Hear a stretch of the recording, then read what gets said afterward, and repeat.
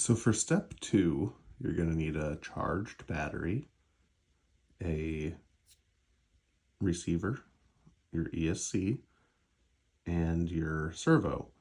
Now what we're going to do is connect everything, and it's very important you do this ahead of time because the servo won't be set to 0. Once you power it on, it's going to turn a little bit. That way your steering trim aligns properly. And then we're also going to take a look at step 3. Now that is building the servo, right? So you're going to have a few screws that you need to attach your servo. Then you need to put on the, steering arms, right? So you have to assemble those. They're pretty easy, nothing too crazy. But between steps 2 and 3, like I said, you need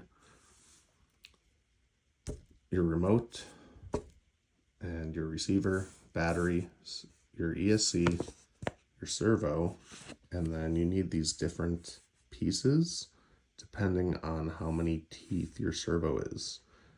So you'll have to look at that yourself. The servo build is pretty straightforward. Once you have the pieces for your correct toothing, you just snap things together and screw it in. And then on this portion, you do need a couple screws, right? Your BA12, BA2,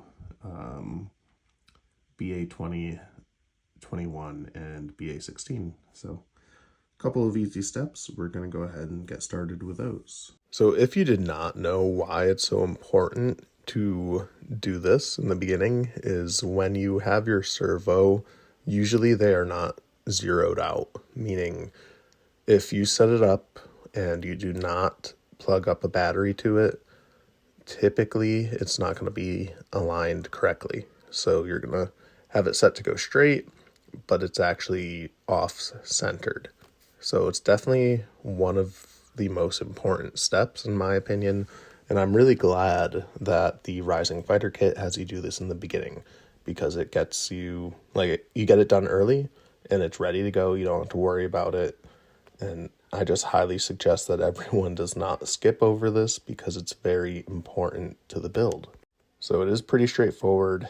And when you're assembling these steering arms, you just want to pay attention to the length of each arm, right? Because you have the shorter arm on one side. You have to make sure you line that up correctly.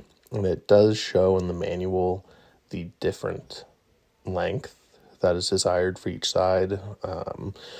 And you can see it's pretty straightforward. You just take that little, I don't know what it is, to be honest, like a ball joint cover, and screw it on. And look at that. I just lined it right on top of the pitcher and it's perfect. And then you go ahead and do the other side.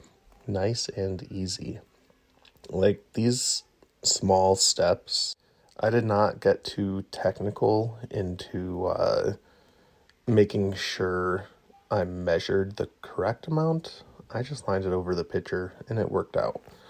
Now, to build the servo itself, I mean, you've got a couple different pieces of this servo saver that you're putting on top of the servo.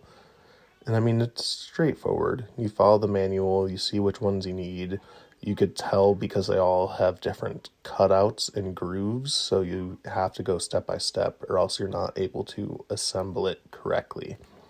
The one thing that can be tricky is making sure that once you're ready to screw it on, you get it screwed in all the way.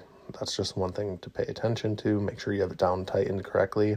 And then when you're putting in these little steering rods, that you align them correctly and insert them on the right side, because you have the longer side and then the shorter side, and you don't want to get those reversed.